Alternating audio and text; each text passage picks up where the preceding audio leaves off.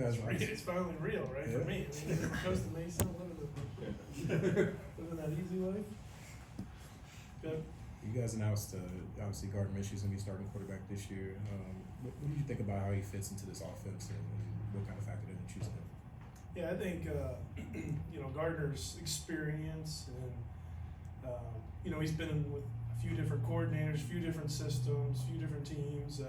I think that somebody who's been through an experience as much as he has, I think connecting to a new system is much more simple for someone like that. So as far as him just being new to it or connecting to it, I think his experiences and his capabilities allow him to fit a lot of different things. And but he brings that element of leadership and that element of having that experience. And then he really bought into what we were doing here and his connectivity with the other guys on the team. I think there's a lot of factors that go into it, not just simply one thing or another. But I think for him, he really stepped up when we came to camp, prepared. The leadership part of it stood out right away for the guys, and I think if you ask the rest of the guys on this football team, they're ready to follow him. And Coach, obviously Aiden and Gardner had two different kind of play styles, two different strengths. How much does the playbook kind of adjust or change, centered around a player's strengths and changing? Yeah. Sure, it's not just the quarterback position, right? It's got to be everybody. We get Colt Miller back, so we're going to play into those strengths, and that goes for the rest of the 10 guys that are on the field. That's part of our job, right? Our job is to try to get the players in the right position, give them the opportunity to go make plays, and that for sure goes with the quarterback as well. So you want to try to give them as many opportunities to go showcase what they're capable of, and obviously Gardner to Aiden, slightly different, but the intelligence, the leadership, the toughness, all that stuff. It's just it was pretty easy to build it around all that good stuff. You mentioned Colton. What do you see from him since he'll be able to jump back in a few weeks back? Yeah, I mean he's an elite player, right? When he gets on that practice field, he kind of just jumps off the tape right away for you. And so we're excited to have him. Someone that you can definitely lean and build your offense around. Not a lot of reps between Gardner and Devontae this offseason, at least not on the field reps anyway. What do you see about that chemistry that they've been building, especially these last 2 weeks? Yeah, I mean you're right to the sense of specifically him throwing the ball to him on a team setting.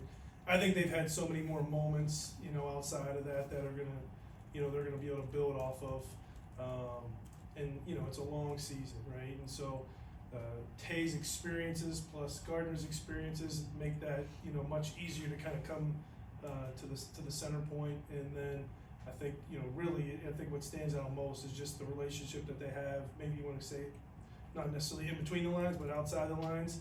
The types of conversations that they have, not just between the two of them, but how it's affecting the rest of the room has been really cool to see. And Devontae talked earlier this offseason, said when he was in Green Bay, and you probably saw it firsthand, that he and Aaron didn't necessarily have a lot of on-field reps, but they just kind of had this relationship, whether it was watching film or just having conversations off to the side.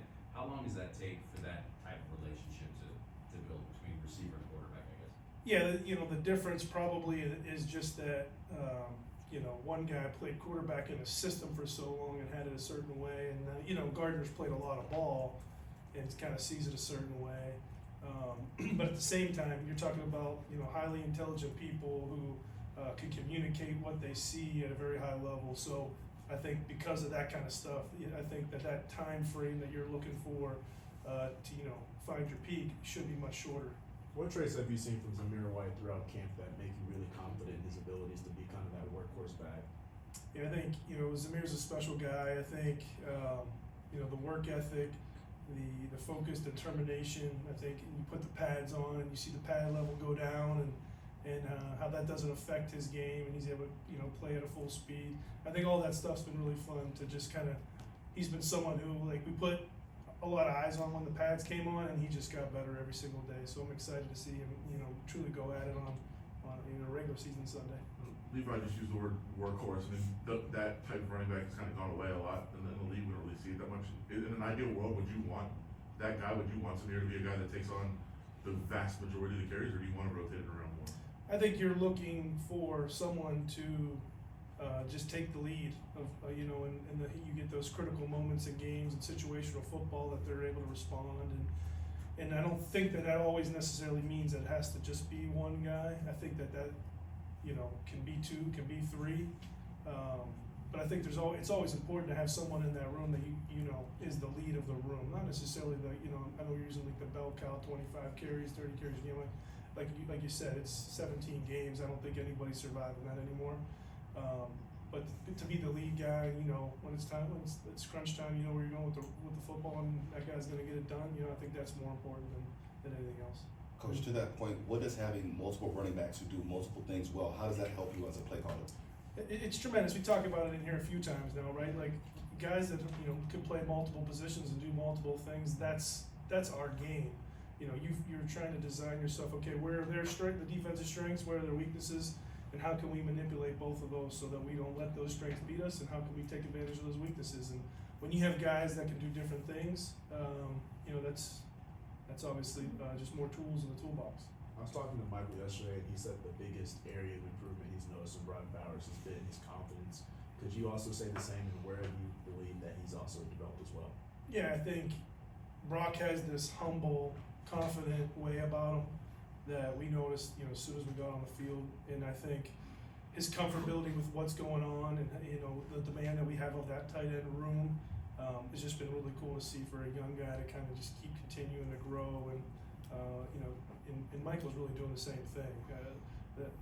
We asked them to do a lot of different things, and both of them really respond at a high level. And for a young rookie to come in here and be able to do the different things we're asking him to do has been really cool. It's a credit to him, his work ethic.